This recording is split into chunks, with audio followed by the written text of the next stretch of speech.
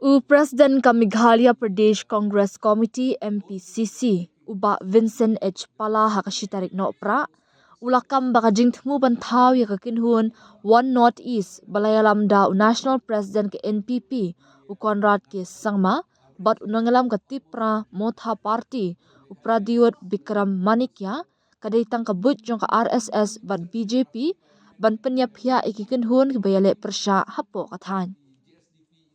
Kadai tang kabut jong ka RSS bat ke BJP ki kwa bantaw ya kinhun ka bante lakam ya kiseng ki bayale persya BJP knang makinam let pinyaso sya ka Congress ni ki wei pat ki party ong uba pala da ka bapun syong nongrim halur ka jinga kren badangshen bat kinongelam ka RSS bat BJP.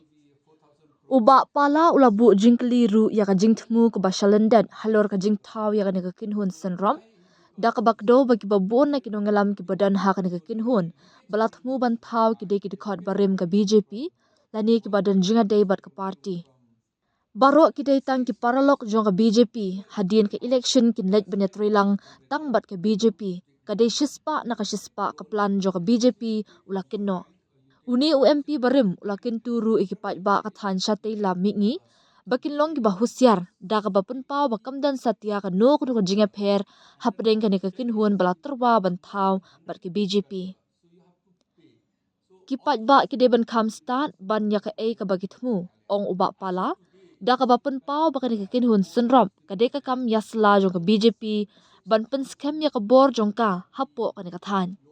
The one region Pradyut Conrad coming together, I personally see that this is a plan of the RSS and the BJP because why?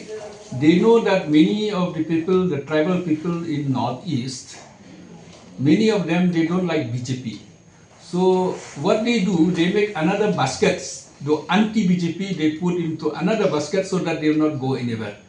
Why I'm saying so? I met a few of the leaders of the RSS and the BJP in the airport. Then they've openly told this, that this is the plan of the BJP so that the anti-BJP will not go to a congress or so they should be somewhere, wherever they go, but after election they'll go and work with the BJP only.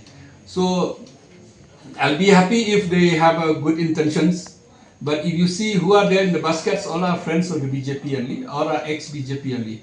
So definitely is 100% a plan of the BJP. Knowingly or unknowingly, our friends will be in that, in that plan.